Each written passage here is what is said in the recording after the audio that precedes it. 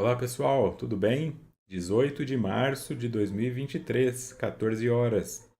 E aqui estou para dar continuidade ao estudo da obra Em Busca da Verdade, realizado pelo canal Mood, e eu sou Vitor Antenori Rossi. Estamos no encontro de número 7, capítulo 2.2, Despertar do Self. Joana continua, esse capítulo é sobre a parábola do filho pródigo ainda, tá? O capítulo 2 todo. O irmão mais velho da parábola, daquele que se pode chamar como o pai misericordioso, é o protótipo do ego desconcertante. Enquanto estava a sós com o pai, parecia amá-lo, respeitando-o e obedecendo-o. Logo, porém, quando retornou o irmão de quem se encontrava livre, ressentiu-se, desmascarou-se, apresentando o outro eu, demônio interno, amoral e indiferente. Importante uma questão aqui. Quando nós estivermos falando de demônio, tira a ideia do demônio católico, tira a ideia do demônio protestante.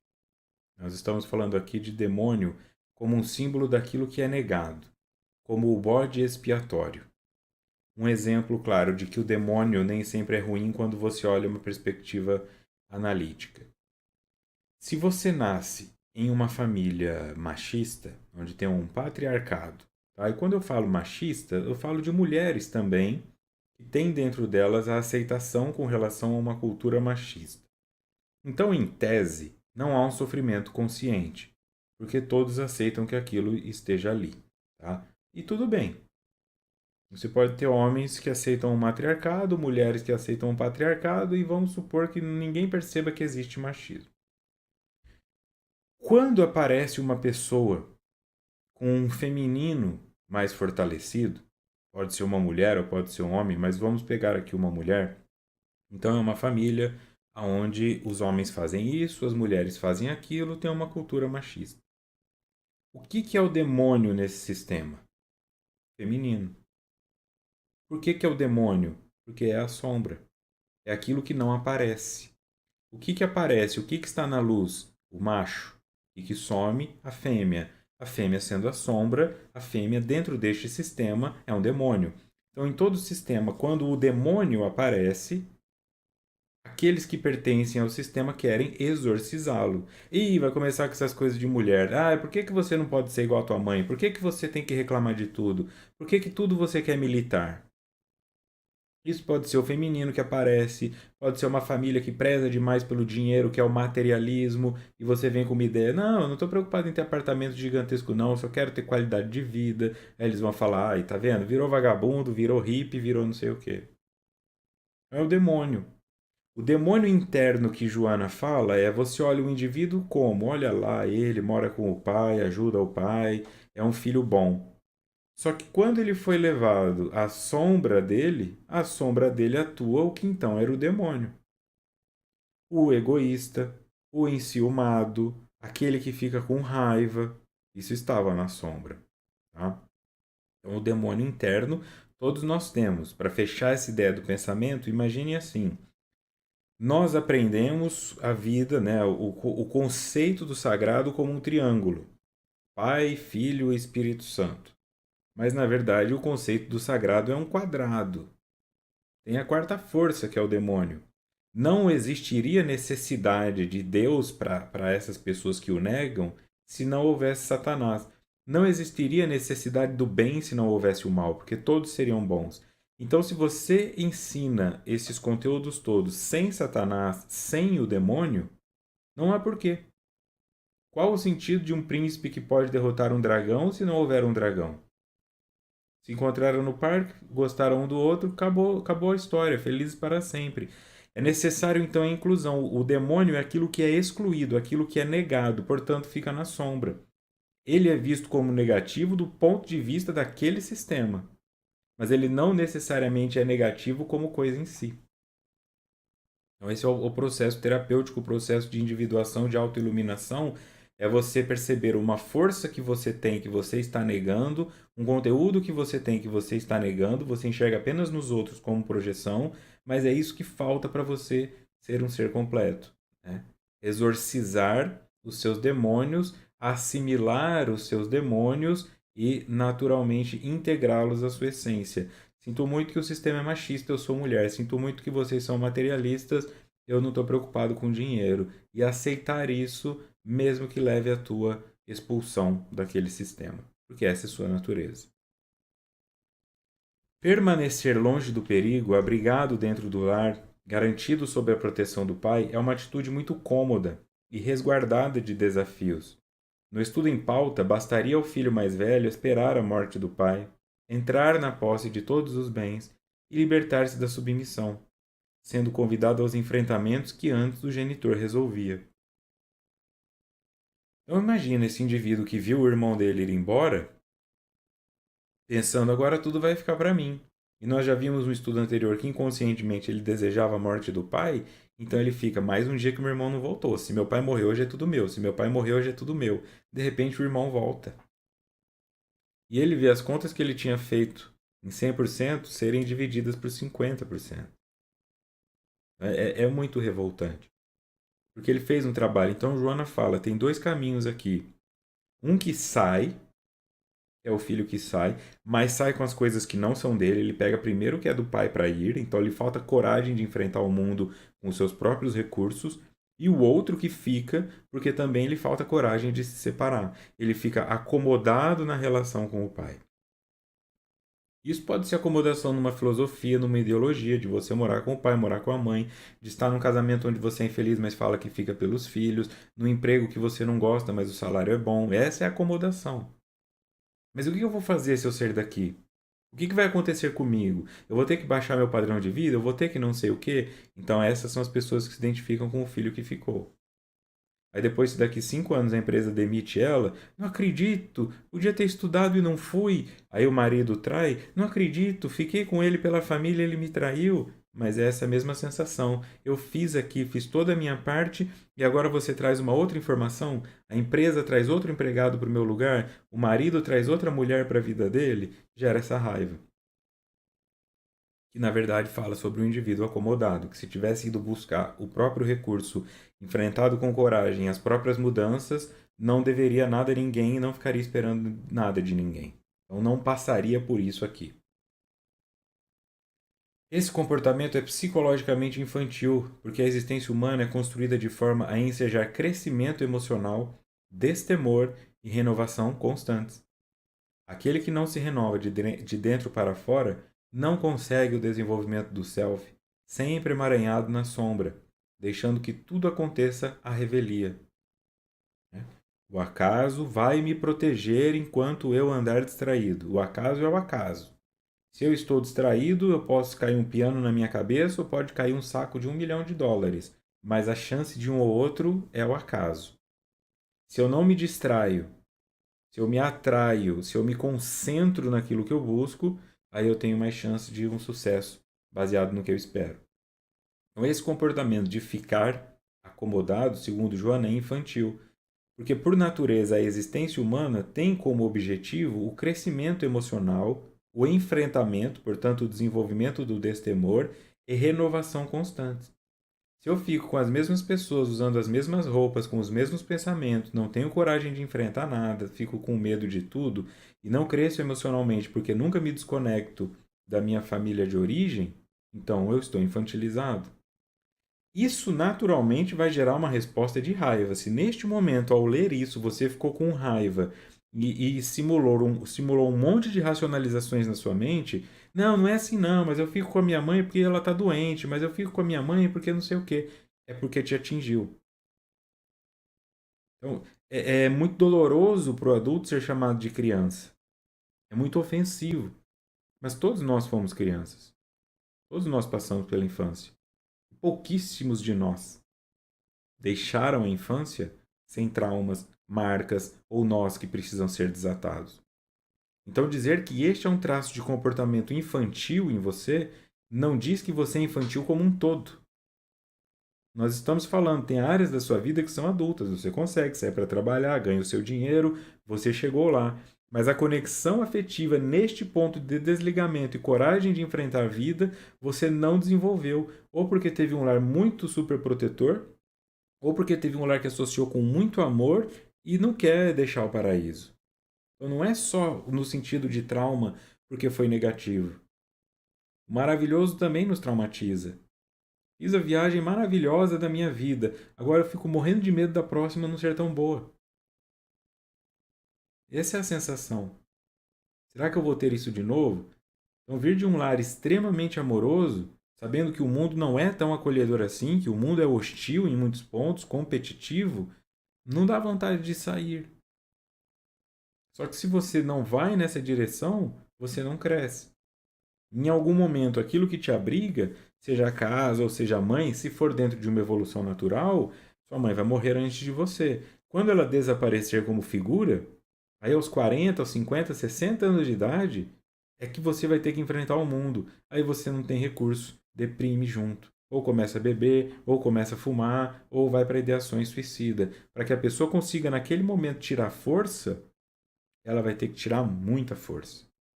Então, o ideal é vá se preparando, não é? Você é obrigado a sair da casa da sua mãe, você não é nesse sentido. Para de almoçar na sua mãe no domingo, não é nesse sentido. É aqui dentro.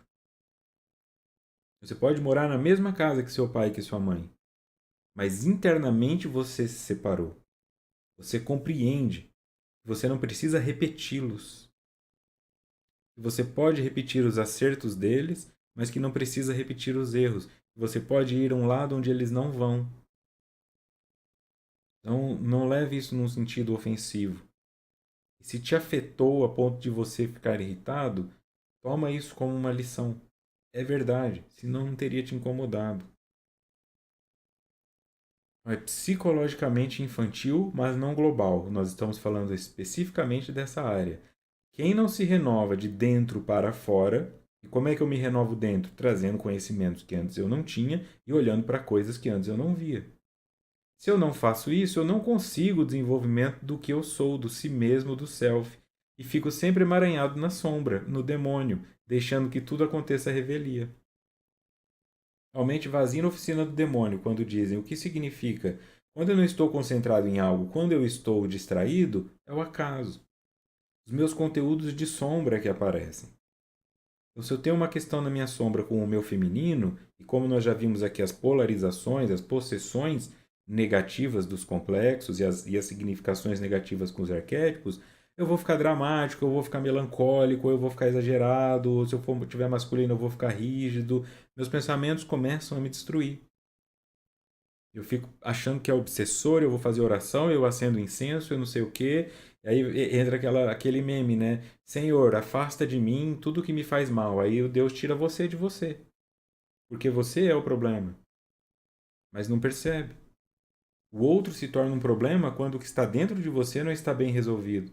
Nós precisamos nos relacionar com o outro. Isso é integração.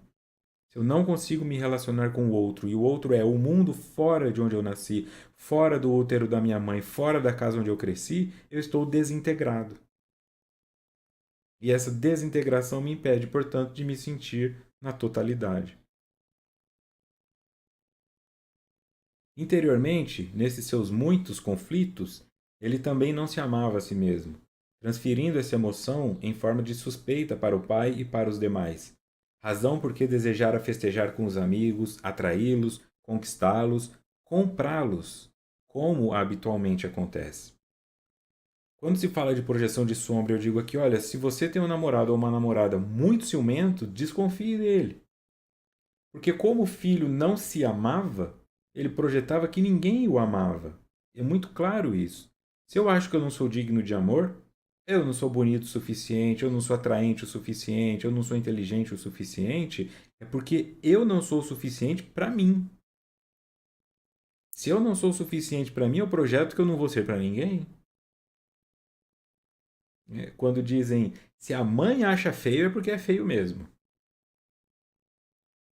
Se a mãe falou que é porque é ruim mesmo. Assim, se a pessoa que mais te ama acha feio, é porque é feio. Então, se eu, que sou em tese quem mais me amo, não gosto, eu acho que ninguém vai gostar. Então, eu projeto. Quando eu falo do ciúme, é nesse sentido. Uma pessoa que tem muitos pensamentos em direção a outras, ela projeta que todos façam o mesmo. Uma pessoa que leva o celular no banheiro escondido, ela acha que todos que levam fazem pelo mesmo sentido. Então a pessoa muito ciumenta é a adúltera em potencial. A pessoa sem ciúme, ou ela não está nem conectada, ou ela não tem chance nenhuma de trair porque ela está completamente conectada. Ela não vê motivo para te trair, para achar que você vai traí-la, porque ela não vê motivo para te trair. Ela está tão confortável na relação que ela não enxerga nada. Então você é uma pessoa ciumenta, trabalhe as tuas projeções. Trabalhe a tua vontade de trair. Trabalhe aquilo que você tem tentado reprimir com todas as forças, para que isso não te oprima mais. E aí você para de olhar no outro aquilo que é seu. Então, como esse filho não se amava, ele também não acreditava que o pai podia amá-lo. No momento em que o outro filho chega, ele pensa: pronto, chegou o preferido. Isso é a história de quase todas as pessoas que têm irmãos e irmãs. Sempre tem uma piada interna. Se são dois, um fala: ah, você é o preferido. O outro fala: não, você é o preferido. Se são três, dois acham que um é o preferido. E assim vai sucessivamente. Mas sempre tem aquele que claramente é o preferido. Por quê? Porque pode ser mesmo. A mãe é um ser humano e ela tem afinidades. Tem filho que ela acha mais chato, tem filho que ela acha mais cansativo, e tem filho com quem ela se afiniza mais, que gosta mais de fazer as coisas com ela e tudo mais. Então é natural que ela goste mais da presença de um do que de outro. Pode ser uma mãe narcisista e não gosta de homem, então ela ou de mulher, então ela teve uma filha e não queria. Pode ser um pai que queria um menino e rejeita a menina. Tem coisas no meio disso tudo. Mas quando a mãe diz eu amo todos vocês igualmente, ela não está errada. Mas quando eles falam, mas eu não sinto amor igualmente, os filhos também não. Porque uma coisa é o amor. Quando eu digo, se eu tiver que dar um rim, eu dou para qualquer um dos filhos. Mas se eu tiver que chamar para fazer uma viagem, eu prefiro a Simone, que é mais legal e não enche tanta paciência. Não é porque a ama mais, é porque tem mais afinidade. Então, como esse indivíduo não achava que ele era merecedor de amor, ele imaginava que para ter as pessoas ele precisava oferecer algo. É aquela pessoa que monta uma mansão, mas só usa a piscina quando tem outros juntos, porque ela fala: se eu tiver uma casa legal, os meus amigos vão vir. Se eu tiver uma casa na praia, meus filhos vêm me visitar. Mas se eu tiver uma casa numa cidade lá no interior, eles não vêm. Então cria-se esse senso. Então ele reclama: por que, que você nunca me deu nada para eu matar, para eu fazer um churrasco, para celebrar? Porque ele entende que é aí que está o poder dele. Então imagina como ele estava conectado com a ideia de que quando o pai dele morresse, ele herdaria tudo. Aí ele pensava: aí eu vou ser o ser mais amado do mundo, porque eu vou ter todo o poder que meu pai tem. Eu amo meu pai pelo dinheiro que ele tem. Então quando eu tiver o dinheiro, as pessoas também vão me amar. O filho fiel é o mito representativo de Abel, generoso e bom, que será sacrificado por Caim. Todavia, esse Abel gentil não amava Caim, o seu irmão mais jovem e extravagante, considerado perverso e insensível por abandonar o pai idoso. Preferido pelos mitos Adão e Eva, perdeu o contato com a realidade e o seu irmão o assassinou. Joana traça um paralelo, então, tá? Por isso ela cita mito, para você que está aqui e não entende muito o que nós estamos fazendo, como esse é um olhar kardecista, esse é um olhar espírita, que é o olhar da Joana de Ângeles. Adão e Eva não são reais, são mitos. Tá? O que se lê na Gênese, principalmente no Velho Testamento, não são histórias contadas como foram, são mitos. Tá? E isso é importante ter em mente para entender o que está sendo tratado aqui. Então eu trouxe como nota do expositor, para isso ficar mais claro, no livro Gênesis, primeiro livro da Bíblia, escrito por Moisés, capítulo 4, versículo 1 a 6. E conheceu Adão a Eva, sua mulher, e ela concebeu e deu à luz a Caim. E disse: alcancei do Senhor um homem. E deu à luz mais a seu irmão, Abel. E Abel foi pastor de ovelhas, e Caim foi lavrador da terra. E aconteceu ao cabo de dias, que Caim trouxe do fruto da terra uma oferta ao Senhor. E Abel também trouxe dos primogênitos das suas ovelhas e da sua gordura. E atentou o Senhor para Abel e para a sua oferta. Mas para Caim e para a sua oferta não atentou. E irou-se Caim fortemente, e descaiu-lhe o semblante. E o Senhor disse a Caim: por que te iraste? E por que descaiu o teu semblante? Quer dizer, Abel ofereceu uma coisa e Caim ofereceu uma coisa. E Deus disse assim: Caim, não gostei do que você me deu, não. O que Abel me deu foi mais legal. E aí descaiu o semblante. Né? Caim ficou furioso. A cara dele mudou na hora. Olha, meu Deus, olha o que eu trouxe para o Senhor. Aí Deus não olha, olha para o de Abel. E aí a cara dele muda. Né? Então, quando o semblante dele cai, Deus pergunta: por que o teu semblante caiu? Se bem fizeres, não é certo que serás aceito? E se não fizeres bem, o pecado jaz à porta, e sobre ti será o seu desejo, mas sobre ele deves dominar. E falou Caim com seu irmão Abel. E sucedeu que, estando eles no campo, se levantou Caim contra o seu irmão Abel e o matou. E disse o Senhor a Caim: onde está Abel, teu irmão? E ele disse: não sei. Sou eu o guardador do meu irmão? E disse Deus: que fizeste? A voz do sangue do teu irmão clama a mim desde a terra. E agora maldito és tu desde a terra, que abriu a sua boca para receber da tua mão o sangue do teu irmão. Quando lavrares a terra, não te dará mais a sua força. Fugitivo e vagabundo serás na terra.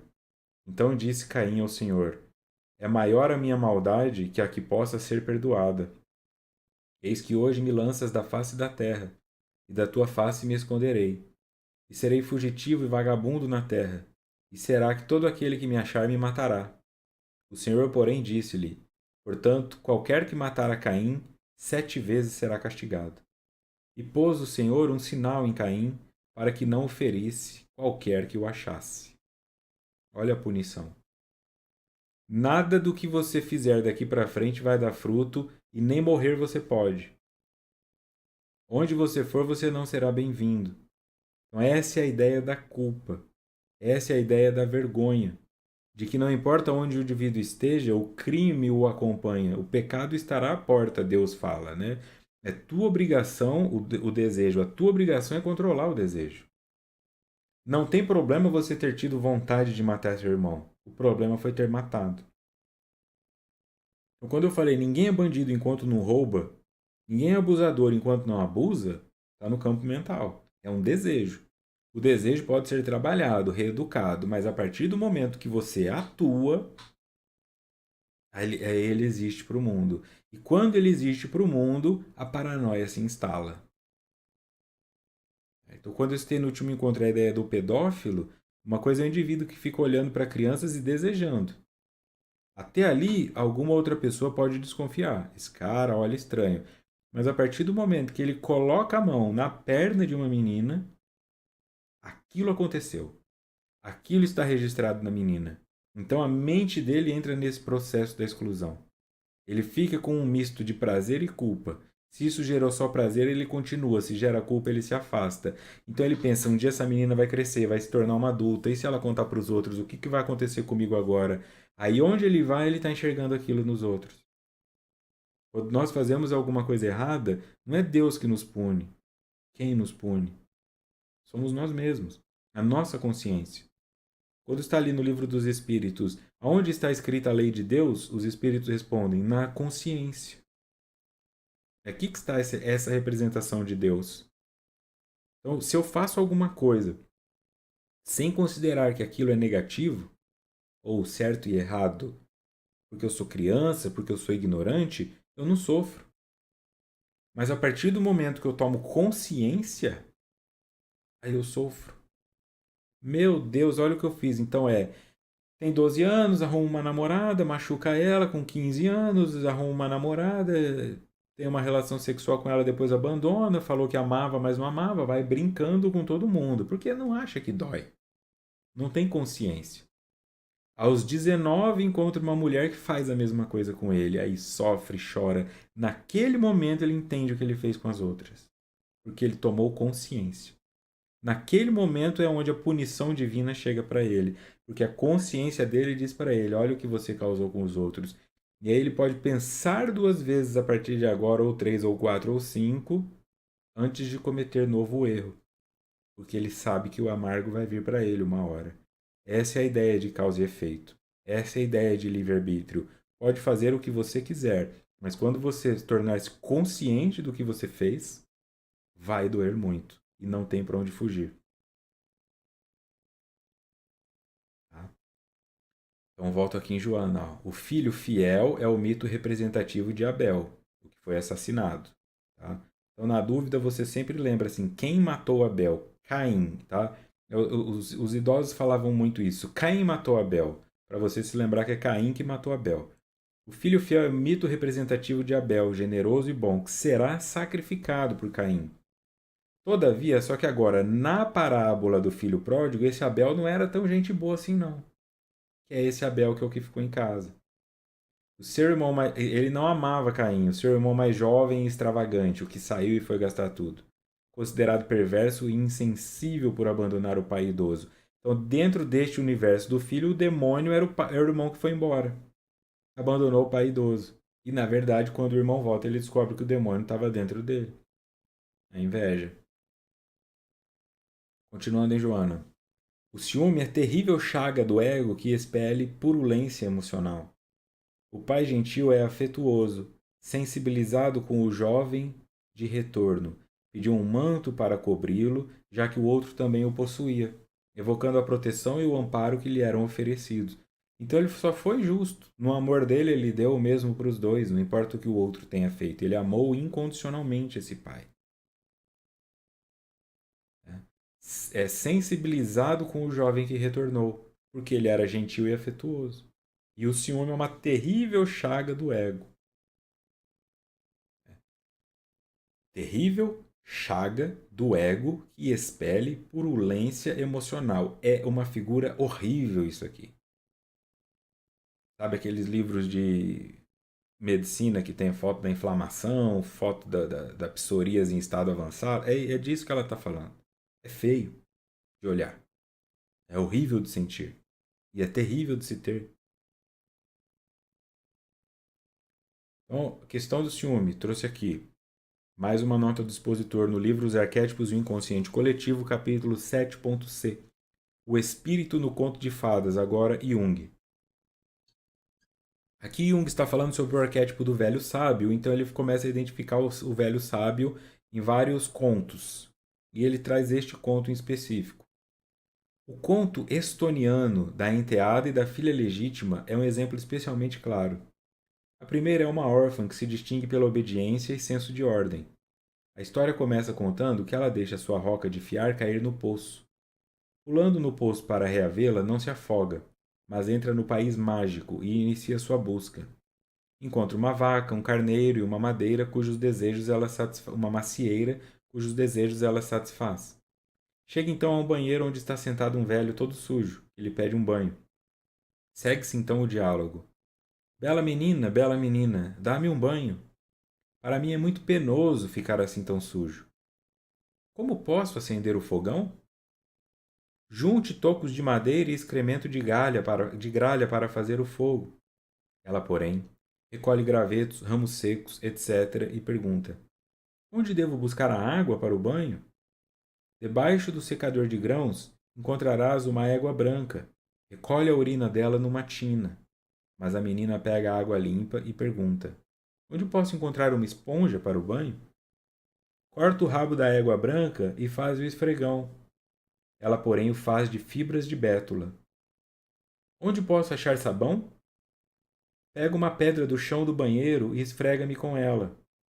Ela, porém, vai buscar sabão na aldeia e assim lava o velho. Como recompensa, este lhe dá uma caixa cheia de ouro e pedras preciosas. A filha legítima fica com inveja. Joga a roca de fiar dentro do poço, mas logo a encontra. Apesar disso, continua fazendo inversamente tudo o que a enteada fizera, corretamente. A recompensa correspondeu àquilo que ela fizera. Este conto aqui está bem resumido por Jung e os irmãos Grimm meio que transformaram ele em uma outra forma. Você pode pesquisar pelo conto da Dona Ola, adaptado pelos irmãos Grimm, e você vai ter uma ideia melhor. Este conto, somado ao dos irmãos Grimm, fala o quê? De uma menina que ficava fiando na beira de um poço até seus dedos sangrarem, porque ela era muito pobre, é meio assim, gata borralheira, Cinderela. Então ela tinha uma mãe muito ruim que fazia com que ela ficasse trabalhando até os dedos sangrarem. Em dado momento, para lá limpar é, o, a roca dela de sangue, ela joga no poço por conta da água, só que ela cai lá no fundo. Quando ela cai, ela volta para a mãe e fala: Ó, caiu no fundo do poço. E a mãe fala: Se vira, desce lá e busca. E ela cai, bate a cabeça e desmaia. Quando ela desmaia, ela vai para esse universo na mente dela. E nesse universo, ela vai passando por situações que precisam ser resolvidas. O pão fala: Me tira do forno, senão eu vou queimar. A macieira fala: Me balança para as maçãs caírem, porque elas já estão maduras. E ela vai ajudando todo mundo. E no dos Irmãos Green, ela chega na casa de uma mulher. Talvez porque dar banho num homem ficasse estranho, né? Na visão deles, não sei. Mas é uma mulher com os dentes que parecem presas, uma mulher assustadora, e fala para ela: Menina, entra aqui para me ajudar. E ela desconfia de início, mas a mulher consegue convencê-la a ir. E a mulher fala para ela que ela tem que arrumar a casa todo dia. E é um lugar muito confortável, ela come bem, ela vive bem. E todo dia ela faz a tarefa dela, de balançar o lençol da cama da mulher para que as penas saiam voando. Né? Então, esse é um mito que, por exemplo, na Alemanha eles falam quando começa a nevar que a dona Ola está balançando o lençol. Como se fosse neve essa pena. E a menina fica ali, em dado momento ela sente falta da casa dela, apesar da violência, ela sente falta da casa dela e volta. E por prêmio de tudo que ela fez, ela recebe um banho de ouro e quando ela chega em casa toda coberta de ouro, aí ela é acolhida com amor pela mãe dela. E a mãe dela fala: Se tua irmã conseguiu, vai você também. Para outra irmã dela, que é preguiçosa, que é a maldosa. E a irmã dela, ao invés de trabalhar até sangrar o dedo, já corta o dedo para o sangue cair, repetir o mesmo processo. Quando ela chega lá, ela não quer tirar o pão, ela não quer balançar a macieira, porque ela acha que vai cair na cabeça dela. Ela vai morar com a mulher, com essa idosa. Ela ajuda a mulher nos 2 primeiros dias, depois ela já fica preguiçosa, não faz mais nada até a mulher expulsá-la. Aí ela vai embora achando que vai receber uma chuva de ouro e ela recebe uma chuva de piche. E a mulher fala: Esse é o prêmio pelo que você fez. Então o ouro não era uma consequência natural, foi mérito da primeira que com amor cuidou dos outros. Como a outra era preguiçosa e só queria o ouro, recebeu o piche. E no conto diz que o piche grudou tão forte nela que ela nunca mais conseguiu tirá-lo. Então essa é a ideia do Caim. Ficou com aquela imagem para sempre. Todo mundo que a visse saberia que ela estava coberta de piche porque ela era preguiçosa. Tá? Então isso se conecta, isso é ancestral, isso mostra como a nossa mente fica voltando nesses mitos, trazendo a mesma imagem. Tá? Então, no que o Jung refere, o homem fala: Não, faz do jeito mais fácil, pega a urina da égua. E a menina: Não, não vou te lavar com a urina da égua, eu vou buscar água limpa. Não, eu não vou te enxugar com tal coisa, eu vou fazer do jeito certo. E por fazer do jeito certo, com amor, como se ela estivesse fazendo para si mesma, ela foi premiada com ouro e a outra foi premiada com piche, porque só queria receber. Voltando em Joana, o ego encontrava o self, despertando-o para uma futura integração, liberação da fissura na psique. O self do filho mais velho está envolto pela sombra ameaçadora, criminosa. A parábola não informa qual a sua atitude, a do mais velho em relação ao mais moço, após as informações lúcidas e os esclarecimentos compreensíveis do seu pai. Certamente o eixo ego-self se tornou mais vigoroso, em face do amor do arquétipo primordial, sem limite, libertando-se dos mitos hostis e vingativos. Olha, o self desperta para uma futura integração. Essa é a integração que eu falei, integração do demônio no sistema, integração daquilo que você aprendeu que é ruim, mas que talvez seja bom e querendo sendo bom ou não faz parte da sua natureza. Se você vai levar isso para a terapia, se você vai levar isso para o padre para exorcizar, não importa, mas primeiro você tem que integrar. Ela diz: Nós não sabemos o que acontece depois que o pai fala para o filho o que ficou, aceitar o irmão. Mas ela presume que tenha havido uma vigorosidade no eixo ego-self. Então, lembra do aparelho psíquico que nos 2 primeiros estudos eu mostrei? Tem o self, em cima o ego, e aí tem o eixo ego-self. Imagina que esse eixo ficou com uma tubulação com um diâmetro maior, mais polegadas. Então esse eixo ego-self é como um cano, como uma artéria. Se ele for muito fino ou se ele estiver entupido, o fluxo daquilo que eu sou para aquilo que eu mostro fica limitado. Quando eu faço esse processo de integração e autoconhecimento, eu libero isso e essa polegada desse encanamento aumenta. E chega um ponto em que há mais fluidez na expressão daquilo que eu sou conectado com a minha essência, sem tantas máscaras, personas, mentiras, manipulações e racionalizações. Prometeu, por exemplo, aqui para quem está só no áudio, Prometeu da mitologia, tá? Não é do verbo prometer. Prometeu, por exemplo, foge de Zeus, engana-o com artifícios contínuos para não morrer, até que tomba na armadilha da própria existência física temporária.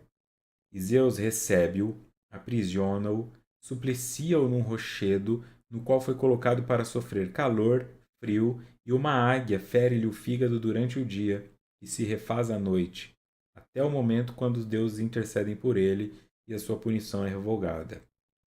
Nota do expositor. No artigo Prometeu Acorrentado, de toda a matéria, escrito por Márcia Fernandes. Tá? É um texto grande aqui, mas eu vou lê-lo direto. Prometeu foi o responsável pela criação da espécie humana. Na Terra havia apenas plantas e animais, e segundo a mitologia, Prometeu teria criado o homem a partir do barro, tendo como molde a forma física dos deuses. Terminada sua obra de modelagem, Prometeu criou seres humanos e deu-lhes a alma dos animais.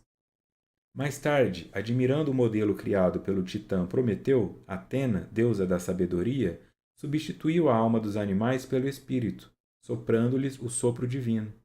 Assim, Prometeu ensinou aos homens vários ofícios, tal como o ofício da carpintaria, garantindo que eles tivessem tudo o que fosse necessário para sobreviver. Percebendo que lhes faltava algo, Prometeu ofereceu-lhes o fogo, símbolo do conhecimento intuitivo. Zeus se irritou com a evolução da criação da humanidade, de modo que planejou se vingar tanto dos homens como de Prometeu, seu criador.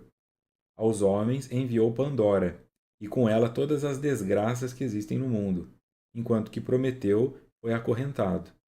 Esse mito trata do surgimento da intelectualidade, o que é representado pela busca pelo fogo, que ilumina as pessoas no sentido de as tornar conscientes ou esclarecidas. Então aqui tem duas imagens, uma que mostra Prometeu roubando o fogo e a outra onde ele ficou acorrentado e uma águia, uma ave, durante todo o dia ficava bicando seu fígado para causar essa dor. À noite o fígado regenerava e no dia seguinte a águia vinha bicar de novo. Essa era a punição dele. Então, de novo, uma punição parecida com a punição de Caim.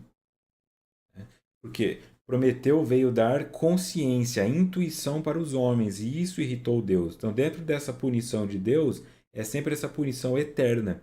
Daí vem essa ideia do inferno. Isso seria o inferno, a punição eterna. Aquilo que você menos gosta vai ficar acontecendo com você o tempo todo. Eu odeio andar de metrô, então você vai ficar pro resto da eternidade dentro de um metrô que nunca para. Então, essa é a ideia, porque isso está no nosso inconsciente coletivo, por isso esses mitos. Por isso, coisas que foram escritas por pessoas diferentes, em momentos diferentes, no fundo comunicam a mesma coisa. Voltando em Joana. O filho mais velho quer fugir do pai amoroso após censurá-lo acremente. Evita fitá-lo nos olhos e receber-lhe o abraço, mas não poderá viver indefinidamente sob as picadas da mágoa, remoendo a prisão no rochedo do desencanto, ao frio e ao calor das reflexões doentias. Joana coloca aqui que este lugar onde Prometeu foi parar, este lugar onde Caim foi parar, ou este lugar da menina que ficou coberta de piche, são consequências dos nossos próprios atos. É a nossa própria culpa que nos leva para lá. O filho mais velho quer fugir do pai amoroso após censurá-lo acremente. Acremente é de maneira áspera, rude. Evita fitá-lo nos olhos e receber-lhe o abraço. Eu tô magoado. Não, o que você fez não é possível. Esse cara gasta tudo as tuas coisas e você tá dando festa para ele e eu que tô aqui, não vem me abraçar não. Normal, quem já não esteve nesse local? Mas não poderá viver indefinidamente sob as picadas da mágoa. Então não dá para ele ficar acorrentado, remoendo nessa prisão do rochedo. Olha aqui. Não dá para ele ficar com essa mágoa bicando o fígado dele. Essa ideia do colérico, essa ideia da raiva, essa ideia do biliar, essa ideia do fígado. Quando você nutre uma raiva, quando você nutre uma mágoa, você fica com uma águia te bicando. E aí você dorme, regenera porque você esquece, está no inconsciente. Quando você acorda, você está com raiva de novo. Frio, calor, reflexões doentias. Por que é uma reflexão doentia? Porque também é um reflexo. Eu reflexiono, eu penso sobre aquilo, Mas como eu disse, no outro estudo é o reflexo do espelho. Quando eu olho para o espelho, eu estou vendo uma pessoa doente, porque eu estou doente, então a minha reflexão é doentia. O que eu projeto no outro é doença. Raiva. A raiva mata. A raiva mata aos poucos. Porque ela separa famílias, ela separa casais, ela separa nações, ela separa classes. O irmão mais jovem iluminou o ego com a consciência de si, reconheceu o erro, renovou-se pela humilhação que o engrandeceu, enquanto o mais velho liberou das estruturas profundas do inconsciente as paixões da vingança e da maldade. A Irínea mitológica encarregada de ferir Sísifo, conduzindo a pedra ao topo da montanha de onde ela escapa e rola para baixo, obrigando-o a erguê-la sem cessar. Mais um mito que fala de Sísifo, ou Sísifo, da punição, o castigo de Sísifo. Então, o caminho do irmão mais velho, ele se iluminou, ele reconheceu. Nós já vimos que ele, na verdade, só queria voltar para o pai, ele reconheceu até a página 2, né? Ainda não foi uma epifania, ainda não foi um crescimento real. Ele só percebeu que o pior do pai era melhor do que o melhor dele, então ele volta. Mas ele pelo menos tomou consciência e falou para o pai. Enquanto o mais velho liberou das estruturas profundas do inconsciente, ou seja, da sombra, as paixões da vingança e da maldade. Então, o que é este outro mito? Vamos lá de novo. O mito de Sísifo, no Cultura Genial, escrito pela Laura Aidar. Nota do expositor. A mitologia grega conta que Sísifo foi rei e fundador de um território que hoje se chama Corinto, localizado na região do Peloponeso. Um dia Sísifo viu a bela Egínia ser sequestrada por uma águia a mando de Zeus. Egínia era filha de Ásopo, deus dos rios, que estava muito abalado com o sumiço da filha. Vendo o desespero de Ásopo, Sísifo pensou que poderia tirar vantagem da informação que tinha e contou-lhe que Zeus havia sequestrado a moça. Mas em troca pediu que Ásopo criasse uma nascente em seu reino, pedido que foi prontamente atendido. Zeus, ao saber que Sísifo havia lhe denunciado, ficou furioso e enviou Thanatos, o deus da morte, para levá-lo para o mundo subterrâneo. Mas como Sísifo era muito esperto, conseguiu enganar Thanatos ao dizer que gostaria de presenteá-lo com um colar. Na verdade, o colar era uma corrente que o manteve preso e permitiu que Sísifo escapasse. Com o deus da morte aprisionado, houve um tempo em que mais nenhum mortal morria. Então, olha só, né, onde a história vai. E de novo essa ideia, Joana fala, olha, o irmão libera das estruturas profundas do inconsciente as paixões de vingança. E o que Zeus faz quando se sente agredido? Libera Thanatos, o deus da morte do submundo. Das profundezas também. Da morte, que é a inconsciência. E aí vem a punição. Eu vou te acorrentar lá. Mas Sísifo consegue driblar a morte. E escapa. Tá? Então, na visão de Freud, ele fala muito sobre isso, Eros e Thanatos. Eros é a pulsão de vida, por isso, quando algo é positivo, nós falamos que nos movimenta positivamente é erótico. O erótico é aquilo que me faz querer buscar vida. Eu quero transar, eu quero copular, eu quero formar uma família, eu quero me casar. Isso é erótico. O Thanatos é aquilo que é morto. Então é a pulsão de morte. Eu me odeio, eu quero destruir tudo, eu odeio, eu não consigo, eu vou comer demais, eu vou me explodir. Isso é Thanatos. A tanatologia é que estuda a morte. Continuando, assim Ares, o deus da guerra, também se enfureceu, pois a guerra necessitava de mortos. Ele então vai até o Corinto e liberta Thanatos para que conclua sua missão e leve Sísifo para o submundo. Sísifo, desconfiado que isso pudesse ocorrer, instrui sua esposa Mérope a não lhe prestar as homenagens fúnebres caso ele morra. Assim é feito. Ao chegar ao mundo subterrâneo, Sísifo se depara com Hades, o deus dos mortos, e lhe conta que sua esposa não havia lhe enterrado de maneira adequada. Então ele pede a Hades que volte ao mundo dos vivos apenas para repreender a esposa. Depois de muito insistir, Hades permite essa visita rápida. Entretanto, ao chegar no mundo dos vivos, Sísifo não retorna, e mais uma vez engana os deuses. Sísifo fugiu com sua esposa e teve uma vida longa, chegando à velhice. Mas como era mortal, um dia foi preciso retornar ao mundo dos mortos. Lá chegando, se deparou com os deuses que havia ludibriado, e então recebeu uma punição pior do que a própria morte. Ele foi condenado a realizar um trabalho exaustivo e sem propósito. Teria que rolar uma enorme pedra montanha acima, mas quando chegasse no topo, devido ao cansaço, a pedra rolaria morro abaixo. Então Sísifo deveria novamente levá-la para o alto. Esse trabalho teria que ser feito todos os dias por toda a eternidade. De novo a águia bicando o fígado. Então, essa é a punição de Sísifo, que é considerada dentro da mitologia como, por exemplo, o trabalho do proletário. A pessoa que vai lá, trabalha, ganha o salário dela, paga as contas para trabalhar de novo, ganhar o salário e paga as contas, mas ela nunca para. Ela passa a vida inteira empurrando essa pedra e quando ela termina, a pedra cai de novo. Quando fecha um mês, a pedra volta e ela tem que subir de novo. Essa é a representação. É a punição que o indivíduo tem quando ele engana os deuses. Tá? Então, dentro dessa perspectiva, é a punição da pobreza. Dentro da visão espírita, dentro da visão de causa e efeito, dentro da visão mais kármica, isso é, esses indivíduos que estão agora roubando pessoas, políticos, empresários, ou mesmo pessoas que se fingem de líderes sociais, mas na verdade estão roubando, a consciência deles os levará depois para essa pobreza. Porque tem gente que nasce pobre e consegue sair da pobreza, tem os que não conseguem. Não importa o que façam. Sentem que tem um bloqueio. E este bloqueio é justificado por algumas pessoas como essa culpa que ele mesmo traz. Então, eles chamam de autossabotagem, mas é um indivíduo que pensa: eu não posso, porque quando eu estive lá eu abusei. Então agora eu preciso ficar na posição de quem é abusado. Isso é tudo inconsciente, muito profundo. Isso é relação arquetípica, mitológica de como o indivíduo se conecta no próprio complexo em relação ao mundo. Então, se você acredita nisso, fique tranquilo, que essas pessoas que hoje estão roubando e enganando, elas terão que subir essa pedra que hoje você empurra. E se hoje você empurra essa pedra, é porque talvez em algum momento você tenha feito isso. E essa é a parte do crescimento. Essa é a parte da lapidação. Essa é a parte da expiação. Eu me torno consciente e aí eu quero reparar o erro que eu cometi. E aí eu encontro uma forma de fazer isso. Alguns são mais dramáticos e acham que a prisão tem que ser perpétua. Mas isso não é Deus. Isso é você. São as limitações que você coloca, os bloqueios que você se impõe.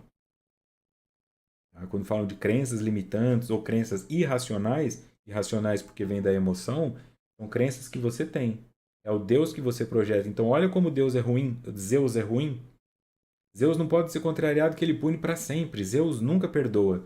Então, este é o Deus que algumas pessoas trazem dentro de si. Este Zeus.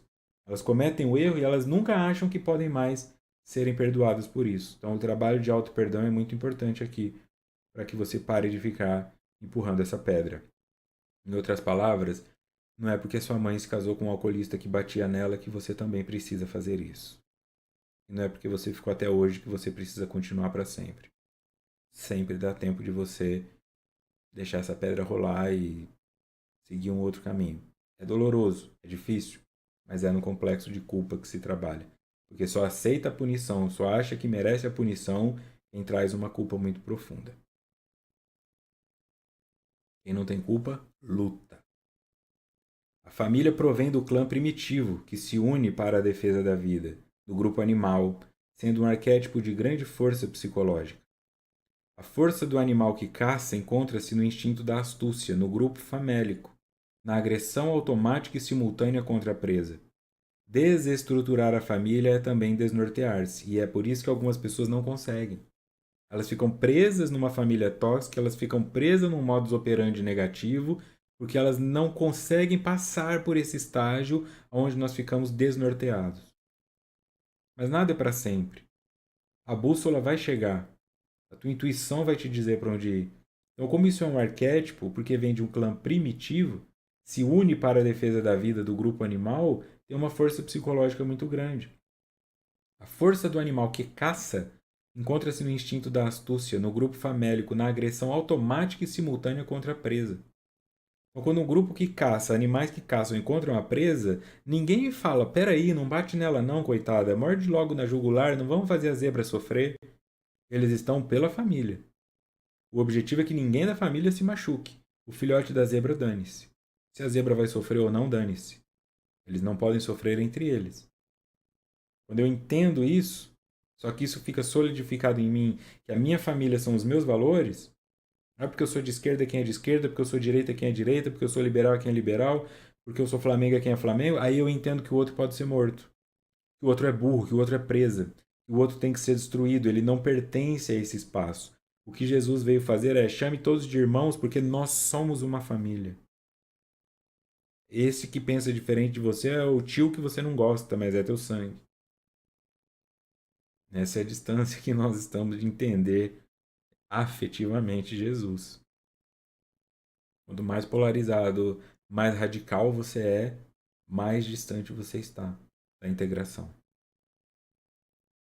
A reencarnação, com a força de diluir os velhos arquétipos perturbadores e criar outros benefícios, reúne indivíduos de caráter antagônico, ou em situação de vingança para resgates, ou afetuosos e bons para fortalecer a evolução e preservar o instinto doméstico.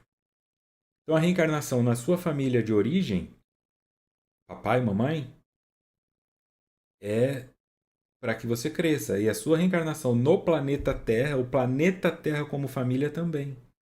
Então, na tua microfamília, tem pessoas que você não gosta, que são antagônicos. E tem pessoas que você gosta, são afetuosas. No mundo também.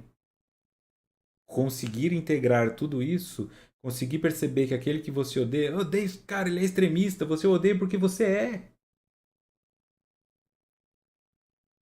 Se você consegue enxergar o outro em um extremo, é porque você está no extremo. Quem está no meio não enxerga ninguém no extremo. Está logo ali. Ele está logo ali. Está logo ali. Por isso te irrita tanto o extremista. Porque você é ele do outro lado. Pode dar os discursos que for, justificativas que forem, mas você é extremista quanto o outro. Isso é a projeção de sombra. Eu compreendo. Olha, tá tudo certo. Eu odeio os Estados Unidos porque eles ficam pedindo visto. Tem quem eles pensam que nós somos, mas a sua casa tem cerca elétrica, grade, câmera. Entende? É isso. Também precisa de um visto para entrar na sua casa. Tem que marcar a hora, tocar o interfone, falar oi na câmera, explicar quem é, esperar o portão abrir, fechar o portão. Se você vai entendendo, o mundo é só isso. É os Estados Unidos, é um país poderoso, é um país com medo. É atacado. Nós somos atacados por nós mesmos aqui. Na rua, tiro, celular, bomba, eles são atacados por todo mundo, eles têm medo. São medrosos. Eles são traumatizados. Eles têm muita riqueza e eles morrem de medo de virem tomar deles. Então isso não conversa às vezes com você também? No seu palácio, todo cheio de segurança? É essa expressão. Humanize as coisas. Perceba que são apenas símbolos. Por isso que os poderes vão caindo. O Império Romano caiu, a China agora sobe, os Estados Unidos estão em inflação. Não existe isso tudo, sabe? São só símbolos. Quando você compreende isso, você se integra. Agora o bambu está indo para um lado, agora o bambu está indo para um outro. Tudo bem, tudo bem. Internamente também é assim. Na existência humana, cada momento tem o seu sentido profundo, o seu significado essencial, a sua magia. A infância dá início ao processo de crescimento interno do self. Entretanto, ele permanece imaturo em qualquer período da existência humana, desde que não tenha recebido os estímulos para desenvolver-se, para desvelar-se em sabedoria e luz. Cada momento tem o seu sentido profundo, um significado na essência, sua magia. A infância dá início ao processo de crescimento interno, por isso nós não podemos ficar parados nela. Nós não podemos ficar no início.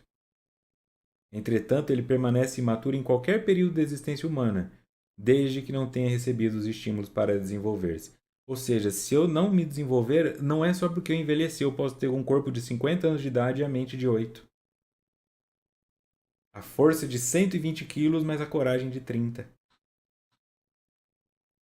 Desvelar-se em sabedoria e luz. Tirar o véu. Tirar a ignorância. Desfazer-se da sombra. O primeiro filho demonstrou imaturidade psicológica, a infância.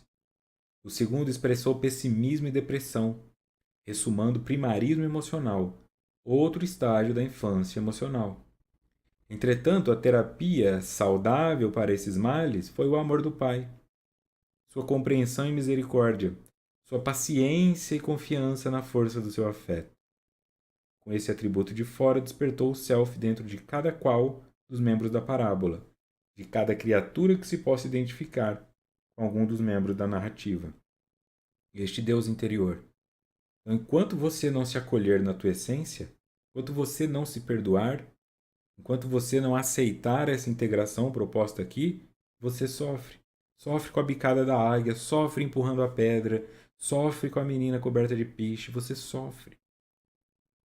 Porque fica achando que é o bom, o alecrim, quando fala o alecrim dourado. Entende? Mas nós somos isso. A águia mais bonita e o urubu mais feio. Todos são necessários. Se não tivesse alguém para comer a carniça, estaríamos andando nelas. Nós precisamos de todos. O que cria e o que limpa. O que suja e o que limpa. O que produz e o que destrói. Porque assim nós vamos reconstruindo. Se nenhum prédio da história pudesse ter sido demolido, nós estaríamos vivendo em ruínas. A parábola poderia ser concluída elucidando que o pai devotado levou o filho ressentido para dentro de casa, uma viagem interna ao encontro do self, e o aproximou do irmão arrependido, Caim ressuscitado. Perceba a integração. Eu sou o pai. Você pode projetar isso em Deus inicialmente, mas é dentro de si mesmo, você como figura, você como essência. Você é a pessoa que vai olhar e falar: deixa eu parar de reclamar dos outros, deixa eu parar de achar que o defeito só está fora, deixa eu buscar saber quem eu sou. Vai buscar autoconhecimento, vai buscar crescimento, vai buscar tratamento, busca o que for necessário. Mas procure uma maneira de fazer essa integração. Caim ressuscitado é o irmão arrependido. Então, assim, Caim se arrependeu de ter matado o irmão. Ok. Então agora a gente pode tirar a marca da sua testa. Você não vai mais ser um vagabundo onde for. Você pode voltar a ser bem-vindo. É uma renovação daquilo que estava escrito lá em Moisés inicialmente, em Caim. Né? Assim sendo, olharam-se por largo e silencioso tempo de reflexão, superando distâncias emocionais, culminando em demorado abraço de integração dos dois eus, num self coletivo rico de valores e sentimentos morais, entre as lágrimas que limparam as mazelas, as heranças lamentáveis do ego soberbo e primário. Olharam-se, integrou. Eu trouxe a minha sombra, aquilo que eu odeio em mim. Eu vou olhar para ela por largo e silencioso tempo. Eu não vou pegar ela e levar para o psicólogo. Tó, pediatra, cuida da minha criança ferida. Eu vou olhar para ela. Eu vou olhar. Tá ferida? Eu vou olhar para ela. Porque às vezes a criança machuca a mãe e fala: não, pelo amor de Deus, eu não quero ver. Tem que olhar. A fratura está exposta? Tem que olhar. Tem que olhar para saber o que fazer. Tem que olhar. Não adianta alguém olhar e você falar: eu não sei, resolve aí. Tem que olhar. E quando você olha para isso por largo tempo, isso vai se integrando. E o que acontece? Supera a distância emocional, culmina em demorado abraço de integração dos dois eus. Então, aquilo que você odeia, seja a pessoa com uma ideologia diferente da sua, olha para ela. Por que ela é assim? Olha o quão ridículo você acha o comportamento dela e você vai perceber o seu. Olha o fanatismo dela e você vai entender o seu. Isso que é o processo de integração dos dois eus.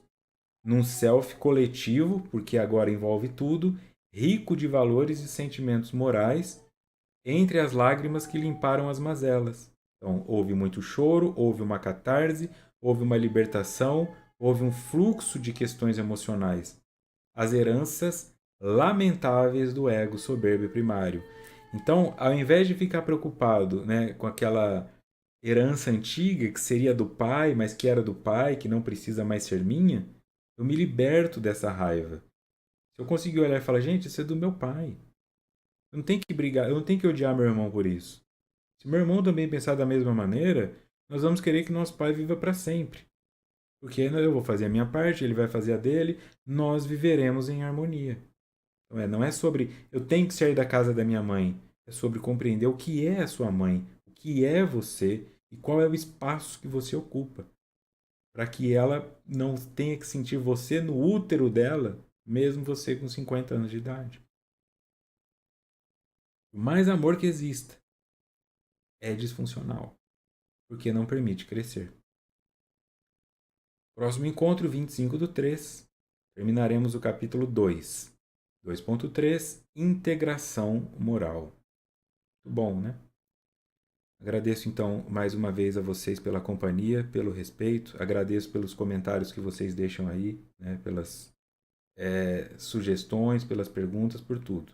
Tá? Então, muito obrigado a todos e todas vocês que de alguma forma contribuem para o crescimento do canal. Um grande abraço e muita paz.